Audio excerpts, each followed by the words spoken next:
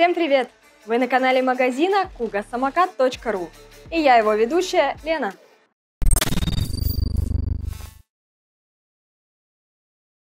За этот сезон мы очень старались отснять для вас обзоры на все модели самокатов Kuga. И вот лето закончилось, и мы справились со своей главной задачей. Но по вашим комментариям я замечаю, что несмотря на наши достаточно подробные видео о каждом самокате, у некоторых из вас все равно нет четкого понимания о том, какие есть особенности у разных моделей и какая из них лучше подходит для тех или иных целей.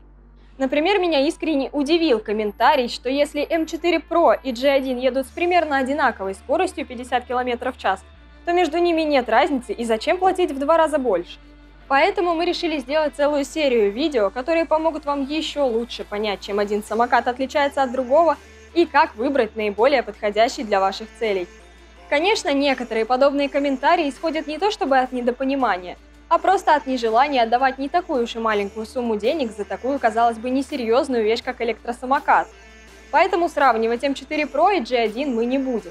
Они настолько разные по ощущениям, что это все равно, что сравнивать Ладу Калину и Mercedes, пусть даже и в самой бедной комплектации.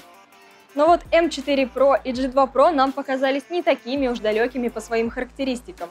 Да и разница в цене не такая большая. Покупатели часто выбирают именно из этих двух моделей. А если это еще и первая покупка подобного транспорта, то сделать выбор действительно нелегко. И в данном случае мне даже самой интересно, а стоит ли переплачивать за резвый нрав G2 Pro или лучше выбрать старый, добрый, проверенный M4 Pro? Как всегда, сначала пробежимся по основным характеристикам. Наличие сидения в комплекте у M4 Pro я не буду рассматривать как плюс. Сразу скажу, что любителям поберечь свои ноги и пристроить пятую точку на сиденье G2 Pro вообще не стоит рассматривать в покупке. Итак, у M4 Pro 2020 года выпуска стоит мотор-колесо мощностью 600 Вт, и максимальная скорость у него заявлена 50 км в час. На G2 Pro стоит мотор мощностью 1000 Вт, и вдобавок к этому еще и более мощный контроллер, и максимальная скорость заявлена до 60 км в час. Мы уже проверяли эти данные, и добиться таких цифр нам не удалось, но все же сделаем этот тест еще раз. Батарея на G2 Pro имеет емкость 15 Ах с напряжением 48 вольт. Максимальный пробег на одном заряде, указанный производителем, составляет 50 км. Но цифра эта тоже сложно достижимая. M4 Pro имеет 3 варианта аккумулятора на 13, 17 и 18 Ах. Все 3 варианта имеют напряжение 48 вольт. У нас в ролике участвует версия на 17 Ах. Но вот что удивительно, максимальный пробег на одном заряде производитель указывает такой же, как и на G2 Pro – 50 км.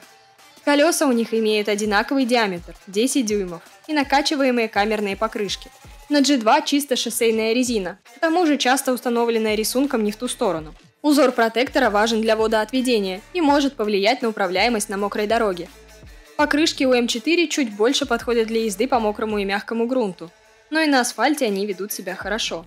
Подвеска имеет абсолютно разную конструкцию. У G2 Pro в качестве демпфера используются эластомеры. Его подвеска в меру мягкая и упругая, но отрегулировать ее по жесткости невозможно. А это важно не только с точки зрения комфорта, но и для того, чтобы самокат хорошо управлялся и не было воблинга.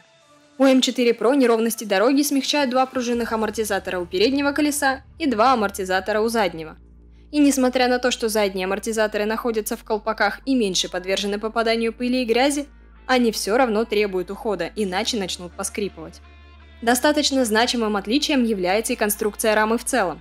Механизм складывания рулевой стойки есть у обоих самокатов.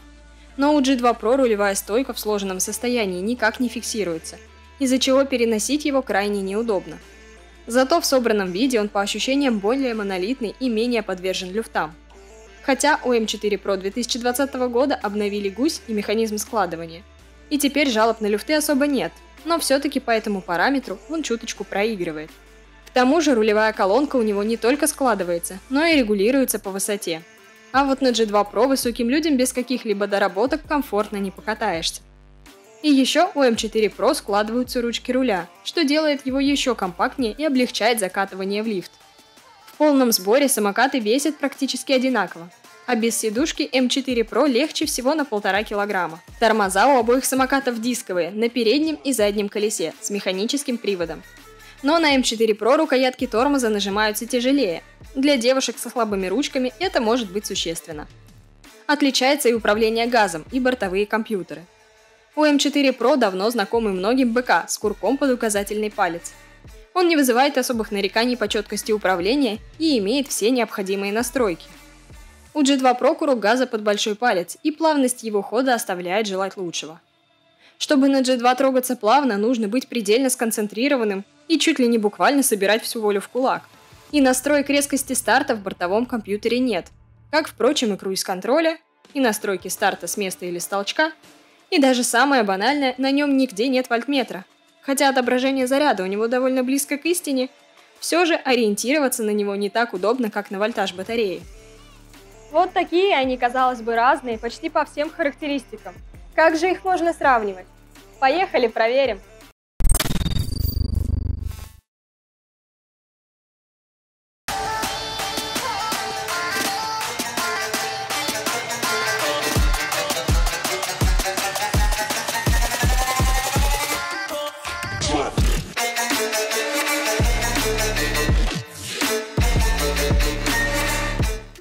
Когда у тебя рядом два самоката и ты катаешься на обоих, действительно понимаешь, что они совсем не похожи. Но мы делаем это видео именно потому, что не у всех есть такая возможность. И если вы все же хоть когда-нибудь катались на самокате, но с мощностью меньше 1000 Вт, и вам он казался быстрым, то забудьте это. G2 Pro в корне изменит ваше мнение. Это ураган, а не самокат, с бешеной динамикой и диким ускорением. И вот тут я хочу подчеркнуть именно то, что G2 Pro имеет преимущество именно в динамике разгона, а не в максимальной скорости. Тут, в общем-то, он звезд не хватает. Замеры максимальной скорости показали примерно одинаковый результат. Скорость мерил наш неуловимый оператор-каскадер с весом около 95 кг. В итоге у него получилось, что и G2, и M4 Pro разогнались до 46 км. Но M4 Pro для этого понадобилось на 10 секунд больше. А по своему опыту я вам скажу, что в городских условиях не так-то просто найти длинные и ровные участки дороги без препятствий, где можно спокойно давить газ в пол. Но в бешеной мощности G2 Pro кроются и свои недостатки. Как я уже говорила, регулировки плавности разгона или старта, кому как удобнее, у него нет. И просто спокойно на нем покататься, особенно по тротуару среди пешеходов, вряд ли получится. С моим весом это вообще больше похоже на пытку. Он все время дергается и встает на дыбы. Постоянно приходится держать во внимании курок газа, чтобы не надавить чуть сильнее. И такая езда меня сильно утомляет. На форумах я встречала рассуждения о том, что G2 Pro больше подходит тем, кто весит до 80 кг. Так вот, я бы лично написала ровно наоборот. Либо у человека должна быть действительно большая любовь к резвой езде и опыт такого вождения. В противном случае неопытный человек, столкнувшись с такой динамикой, может надолго не взлюбить бренд Kuga и самокаты в целом. С подвеской на G2 Pro у меня тоже как-то не сложилось. На большой скорости с завидной регулярностью руль, да и весь самокат в целом, начинает колбасить. Можно было бы подумать на не очень ровное колесо. Да только у нашего оператора, который весом в 1,5 раза тяжелее, по его словам, такой проблемы не наблюдается. Из-за чего я сделала вывод, что скорее всего из-за упругости подвески и моего легкого веса самокат чаще теряет контакт с поверхностью. Но это, конечно, всего лишь предположение. Пишите в комментариях, если у вас есть другие варианты. А в остальном его подвеска весьма достойная. Хорошо глотает мелкие неровности, замечательно спрыгивает с бордюров и даже довольно высоких.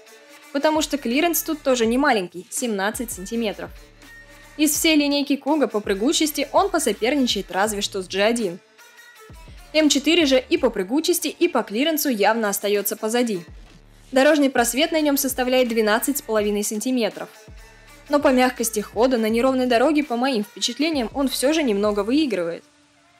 К тому же M4 однозначно лучше справится и с мягким грунтом, и с мелким гравием и песком. G2 Pro со своей мощью будет просто постоянно буксовать.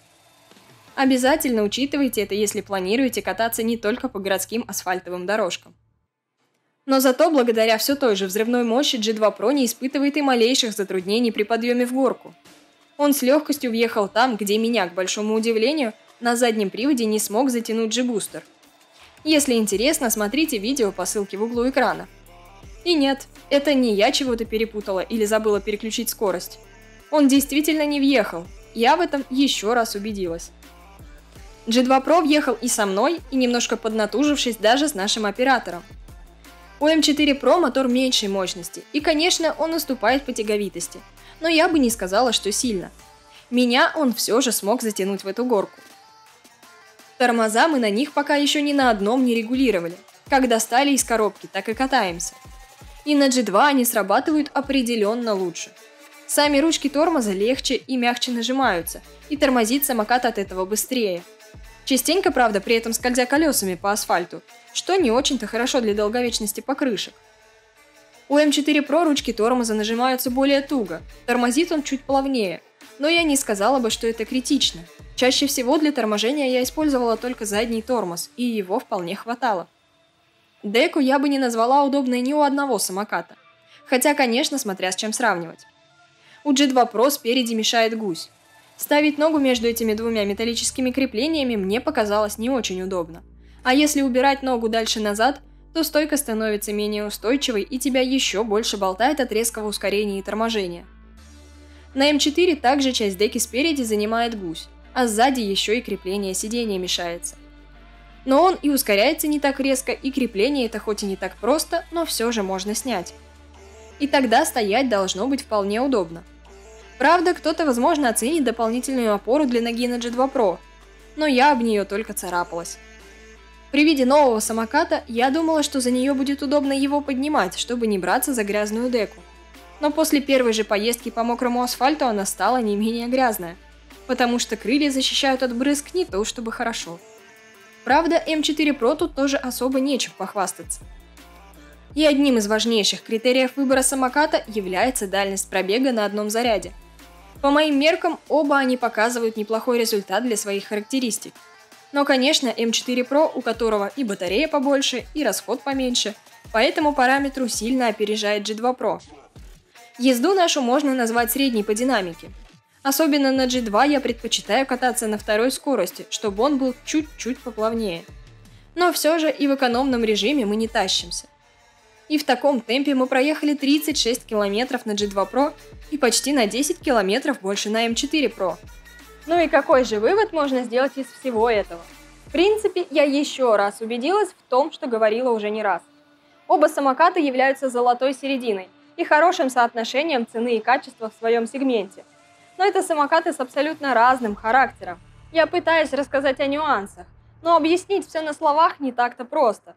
Гораздо лучше, если у вас есть возможность приехать к нам в магазин и самим попробовать покататься на всех самокатах на нашем тест-драйве. Ссылку на интернет-магазин, где вы сможете узнать все подробности, мы, как всегда, оставим в описании под роликом. Приезжайте к нам в гости и поверьте, вы сами поймете все, о чем я говорю.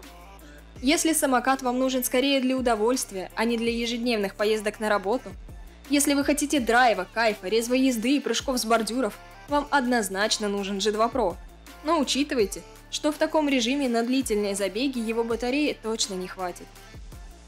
Если же вы больше поклонник спокойной, размеренной езды, то G2 Pro скорее вытрясет из вас всю душу, чем доставит вам удовольствие.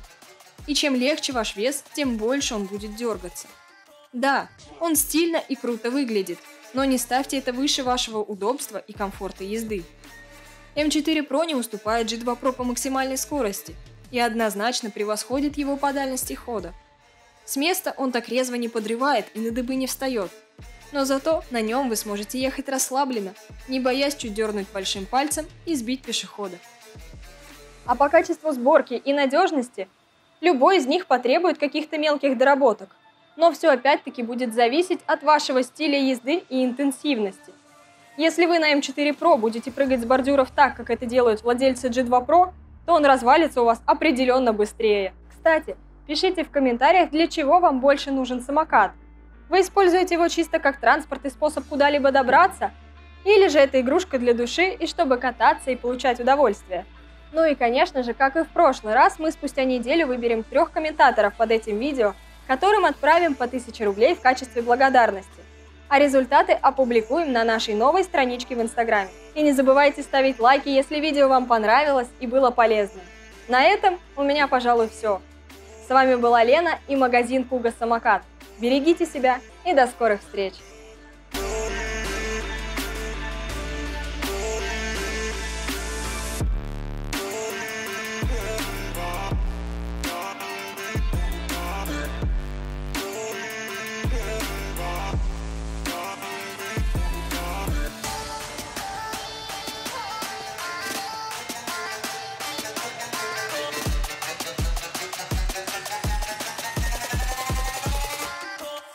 up.